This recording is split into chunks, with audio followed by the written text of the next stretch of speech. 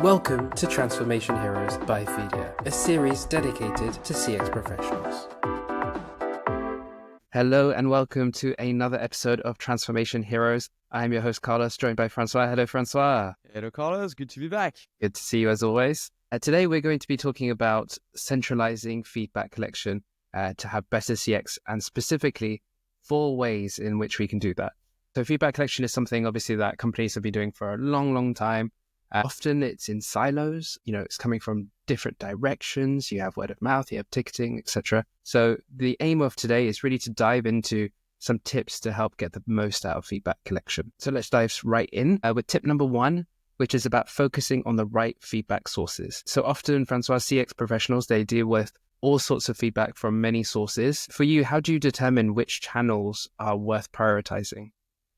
So the risk, if you don't do that right, is you might be having just half of the picture or some picture that is outdated of what your customers want. So getting the centralization piece right is very important. And so kind of the way we recommend it at Feedia is there is one important metric for every source, that is the volume that you may have. We look at the level of impact. So basically, how actionable is it? So for example, if you just get a 1 to 5 star, not very actionable. If you get a 1 to 1 star plus some text feedback, some verbatim, plus you know where it's coming from, plus you get the context from the customer, it's very actionable. And for the volume, you might look at, for example, customer support tickets where you have a lot of volume, but sometimes it's challenging to act on that from a CX standpoint. And surveys where you would have like lots of volume, but it's also very actionable. Absolutely. So just on that as well, when it comes to social media, we have large volumes of feedback. You can trawl through Facebook, Twitter, whatever you're using, get lots and lots of data points, and surveys often have deeper insights. So how do we have a balance? How do we strike a balance between large volumes of feedback and more deeper insights? First of all, it's absolutely not straightforward. Like it's not very easy to solve. But the way we recommend is like, first of all, you want to be able to centralize everything, so you have options. Then you want to make sure that you identify the ones, whatever the source, which will have verbatim, so what the customer is saying, some kind of rating, and the business information, like the context, whether it comes from the CRM, from the data layer, it doesn't really matter. But if you can have the 3, it makes it a lot more actionable. So you want to aim for that. Some sources, it's very difficult. So for example, if you take an email, which could be a feedback, if you have like a feedback at yourcompany.com, and as a CX professional, you receive that, it's a source of feedback. The thing is, you don't really have a lot of business context because you just have the email address. So you need to find the business context from the email address, and you don't have any kind of rating, right? So you want to make sure that you have in what you're looking at and what you're making decisions on, you have the best correlation between volume, business context, and also like ratings. Yeah, but obviously because we have so many different feedback sources, sometimes it can be difficult to separate from the noise. Do you have any tips or any other tips when it comes to providing value so you can take actionable result? Yeah, so the way we recommend, because for example, if you listen to Google reviews, if you listen to Trustpilot, if you listen to customer support, the surveys ones are they're very straightforward. Like it's very easy to act on survey. It's much easier than the one which are more unstructured. And for the one which are more unstructured, like what we would recommend would be to add one piece of filtering. So you can use AI to automatically filter out the one which just don't make sense. So for example, if you sync to a feedback mailbox, you might have a lot of automated responses. You can filter those very quickly, so you will get rid of the noise. And then you can also just focus on the one which have verbatims. So for example, if you take the Google reviews, instead of reading through thousands and thousands of reviews, you can just get the ones which have verbatims. So it's all about like adding different filters. So on your side, when you're like looking at the overall source, you have only the one which have the right verbatim, the right context, and the right metric. And if you have this and you have a good quantity of this, it's much easier. And you save a lot of time. Yeah. And do you have any tips specifically when it comes to using less traditional sources? So review sites, customer forums, they're obviously less used at this stage rather than, tickets, for example. Do you have any ways where we can integrate that into the CX strategy? Yeah, as I mentioned, like you want to just filter out the noise, and AI can do an excellent job at this. where you can have like very simple prompts to say whether this email is an actual customer feedback or if it's an automated reply. But it's very important because like when you have unstructured sources, you're going to have like unstructured answers, meaning you're going to have lots of noise. Yeah, and I mean, it was more so when it comes to, because we have so many different data sources, using the non-traditional ones might be a way of seeing insights that we might not be seeing yet. Yeah. So, for example, obviously we have Google, but I know there's a possibility of looking at PDFs, for example, looking at something that no one has been looking at all. I think it's really interesting to look into other options as well. And it's interesting because we see it a lot with our clients. All of this, like the customer support source, e-reputation source, like you have very little control on them. From a CX standpoint, it's not you sending the survey and being like, hey, what do you guys think about like this? But our customer experience, oh, we are so great. Well, have a look at your reviews because, like you cannot happen at any time of your customer journey. So you have less control, and it makes it very, very, very interesting if and only if you filter out the noise, you filter out the ones which are not really clients. So if you do the work to filter the noise when you centralize, well, then it can get very interesting because you will get a lot of truth that you might not hear if it's in your survey and you say like, hey, are you happy? Yes. Okay. Well, I'm not going to ask you lots of questions. Oh, are you not happy? Like when you can control everything with like conditions in your surveys, well, then you're also having a view of your customer experience, which might not be as as close to the reality as you would love. Absolutely. And that's where the enrichment side comes in as well, being able to add that context into your feedback.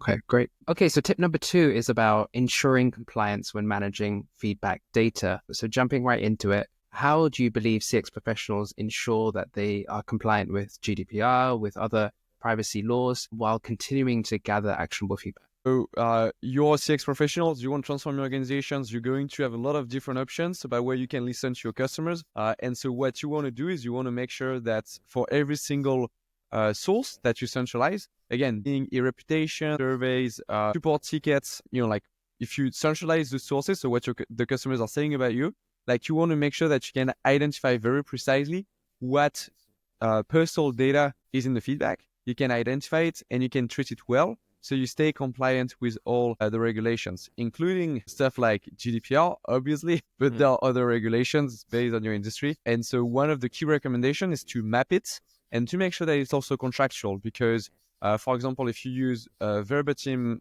analyzing tool, they might outsource some of their technology to another company, which might outsource some of their technology to another provider. So you might end up with a chain of different providers where you are sending over your customers' personal data. And so you want to be very careful with that from a contractual standpoint, but also having clarity for your customers as well. Yeah, that was one thing I was going to ask when it comes to maybe some best practices that CX teams can follow in order to securely handle customer data, especially because, it's coming from multiple sources. So one of those things you would say is mapping out the flow of where customer data is going. Yeah. You want to map it out and then making sure that you know where it's going. And some of them, you don't have like a lot of personal data. But if you take like a customer support tickets, you do have personal data. Well, whenever there is a verbatim, like you will have, like whenever there's an open text, potentially you will get account numbers, you will get personal names. So the only one where you can actually make sure that you don't have personal data are the one which you fully control, aka surveys. Okay, Salesforce study revealed that 76% of customers expect personalized experiences, but they remain concerned about data privacy. Is there an impact with regulations like GDPR on the design and structure of feedback collection processes for CX teams? Absolutely. So you want to make sure that you, again, it's a recommendation, but that you work with vendors which are very good at this. And it's very interesting because like nowadays there are certifications which do bring some proof to that. So there is we already discussed on the show the ISO 27001, which is when it comes to handling customer data, and that's like CX tools in general, that would be the very best. So making sure you work with vendors which are certified, and then making sure that the vendors can answer your questions when it comes to, hey, where is my customer data being hosted? Do you have what we call sub-processors in terms of data management? Can you map them out? And making sure that it is part of the contract is very interesting because then, you ensure full transparency.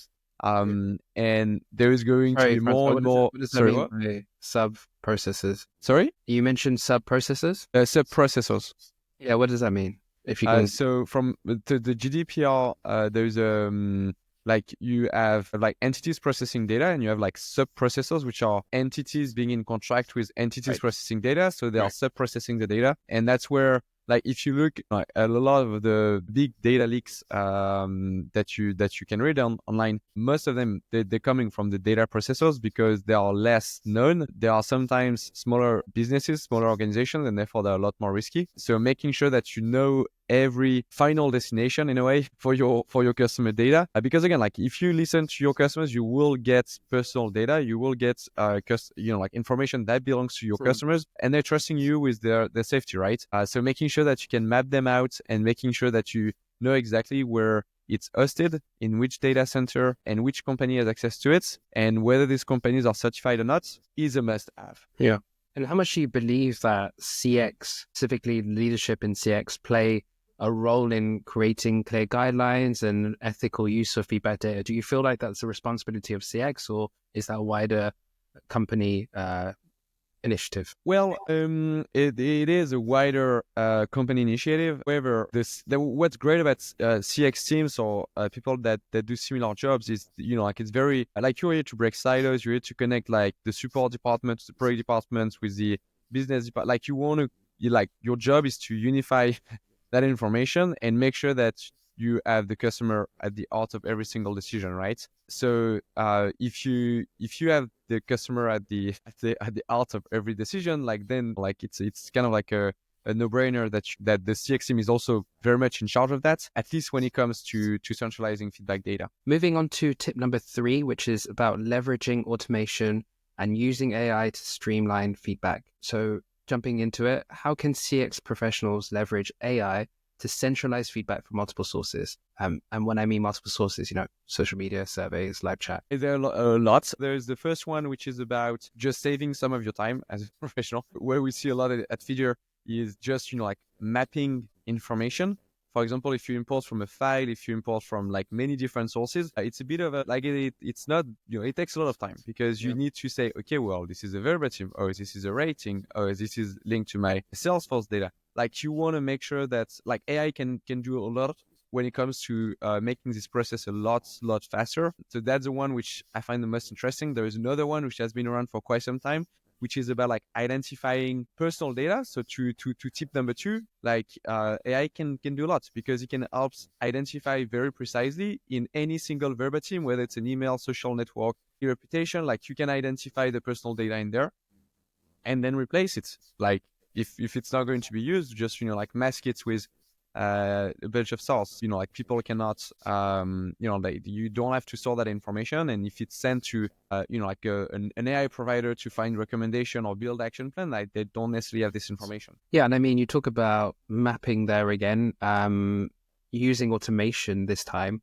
And I'm assuming that would help in reducing the time it takes to take action on feedback as well, because you're not using those resources up on having to do those manual processes. They're done in a quick and efficient way. Yeah, absolutely. Yeah. Okay. Now, looking at sentiment analysis, obviously it's been in the industry for quite some time. How do you believe AI specifically helps CX teams analyze large volumes of feedback without losing the nuance of individual customer sentiment? It's a very good point. Because with centralization, it means you are flooded with a lot of volume. There is a lot of truth, but it's a bit of a, it is not this straightforward to find it. And so making sure that, for example, if you, like you are analyzing your feedback from last week, but then you have like, I don't know, like 10,000 support tickets because it's one of the source. Like there is a lot of very, very, very interesting points in these 10,000 customer support tickets, right? Absolutely. But the thing is, if you were to read them by yourself, it would take quite a long time, right? Like you would be in the office for quite some time. I mean, that was the traditional way of doing it, right? That was absolutely. But that's why like CXM were very much focused on just surveys, right? Or like doing market research. But actually, if you were just to analyze, right, everything that you have in your customer support tickets, and again, like the larger the business, the large, like the volume of tickets can be like pretty mind blowing. It's the same about social networks. Like there is a lot of noise, but there is also a lot of truth. When you have customer pissed off, like you might have the best NPS. At the end of the day, if like just going through a company's, when it's about B2C, like going through a company's Instagram page and reading the comments, like you'll get a good idea of how well they're treating their customers or not. Mm-hmm. So to answer your question, like it's a lot about like saving time and making sure that you can find gold in a lot of noise. When it comes to the role of AI enriching feedback data, such as detecting patterns, predicting future customer behavior, what sort of expectations do we have here? You should have a lot. 2025, you should have a lot of expectations. Centralization is about like breaking silos, right? So you have broken all the silos. So you want to make sure that if there is something that is detected in the customer support, that people are saying in the surveys and that people are saying in the reviews and that people are saying in the social networks, like there is a big red alert that's going on, and everyone on the team is aware that this is a number one priority. So cutting through the noise, identifying very clear signals across channels is very important. And where AI helps a lot is that it will not make the CRM connection for you, it will not connect all the business context for you, but it will identify and formulate very well what's wrong, right? It will help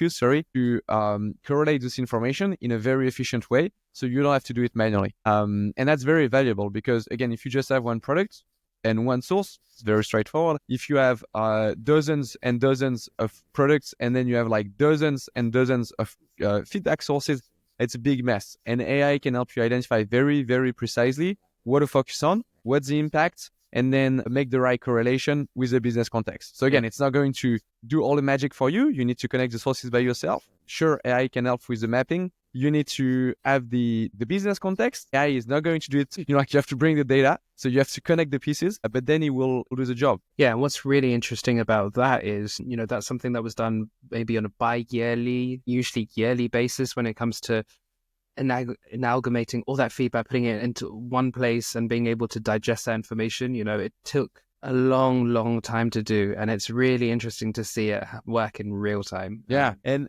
like with the AI wave since like 2 years now, we talk a lot about like generating, generating content. Like ChatGPT will reply with like generating stuff, but like these LLMs, they're very, very, very good into the analyzing parts, into like finding, like if you send the right context with the right information and you ask, hey, what changed? Or hey, what is one thing that I'm not tracking? Here are the list of topics that I'm tracking. Do you detect anything new that I'm not tracking?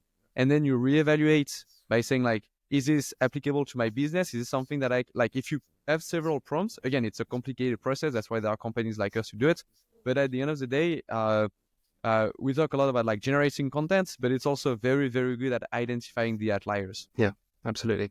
Okay, moving on to our final tip. Tip number 4 is to build strong data governance for feedback. So when we talk about this, it's more kind of internally when it comes to the operation of a company. So what are some potential risks for CX teams when it comes to data governance if we have a weak model, if we're not practicing the way expectations are? Well, if you centralize everything and everyone has access to everything, it's a bit of a mess because like you will like the centralizing piece is very, very important for the CX team to do their job very well and to have massive impact within the organization because they have all the context, they have all the information, and therefore they can dispatch the right report, they can dispatch the right insight. But if you don't do it well and if you let like everyone having access to everything, one of the risks is you might have departments trying to justify themselves when stuff are not working. So by kind of like attacking other departments, right? Or saying like, hey, there is a customer support issue, like that's a big deal. That is not a problem with products, right? So you want to avoid this. So that's why you want it to be organized. So I would say the first one would be about like department ownership. So making sure that every department has a specific ownership on the customer journey and they have access to this. And if they don't, if they have access to everything, it will create a problem down the line. And then the other thing as well is about like the metrics that you're going to track, the different topics that you're going to follow when everything is centralized is going to be very different. So that's why governance is very important because the product team is not going to look at the same ideas than the support team, right? Or they're not going to look at the same ideas than like the board when they want to have access to what your customers are saying. So you want to make sure that they all have very, like everything is centralized, But when you give access to that goal, to that knowledge, to that intelligence, like you want to make sure that they have very, very operational KPIs, operational topics that they can really take into action. And it's not just a lot of, hey, we've used AI to generate 10 topics. You can track these topics. Oh, it's positive or oh, it's negative. Like, Yeah, it's really it's not going going into to the move the weeds. needle, right? Yeah, absolutely. And I mean, we work with many CX teams that, the project teams are very involved. And I think that's a really big part of the data governance aspect. It's having a project team that is almost giving oversight, being able to look after the different departments in a way, and being the kind of point of contact when it comes to those departments and whatever the platform provider they're using to centralize their feedback. Yeah, absolutely. So our last question of the day is different teams, obviously, when we think about it, they all have different priorities. You mentioned the importance of having operational KPIs that match the departments, for example. How can CX lead the data governance strategy for feedback? Yeah, so you want to own the platform that does this. Like you want to be the business owner, and then you want to be the one that says like, hey, you have access to this, you have access to that. But then you want to really be the one that has the global visibility, because again, like if it's all in silos, what can be very dangerous is you can have like people which are making decisions without the full context, which going back to point number one, right? And so your job in like what's important in CX is you do have as you've mentioned, like your Overwatch, you have access to everything. And you're the one dispatching because again, like representing the customer experience, representing what the customer wants is your job. So if you have like people following their app reviews on one side, supports tickets that there is a bug, but it's been detected in the customer support and it's taking quite a long time to figure out that this bug was also mentioned multiple times in social networks, mentioned multiple times in the support tickets and so on. Like you want to identify this a lot faster, and that's exactly why connecting all the dots together makes a lot of sense. Brilliant. Okay, I think we've covered all the topics we want to. So just a really quick recap. So we have everything nicely summarized at the end. So number one of our tips is to focus on the right sources. So by doing that, we're looking at unstructured feedback. We're filtering out the information that doesn't make sense. We're adding context where possible. Number two of our tips is ensuring compliance when managing feedback. Identifying when personal data is being used, mapping that route out so you have the full view of the vendors that you're using. Make sure you're using vendors that are certified and are transparent. Number three is about leveraging automation and AI. So using that mapped out view of where all the data sources are coming in, you can then use that to automate. You can identify again the personal data that's being used and use that to enrich using AI. And what's really nice about using AI here as well is you get the customer behavior detection. So we have very high expectations when it comes to this because we're able to process data in a very efficient way compared to traditional methods of the past. And then tip number four is about building a strong data governance when it comes to feedback collection. So firstly, when it comes to centralizing all your feedback, you need to have departmental buy-in. And in order to have that, you need some sort of oversight. So the CX team is really at the top, being there to provide the right access to the right individual to make sure that KPIs are operationally focused and to make sure that everyone is fighting for the customer. It's very clear. Thank you, Carl. Nabi. Well, there's all your notes. There's all your answers. Thank you, Francois, again for your time. See you in the next one. Yes, you, Carl. Bye. Bye.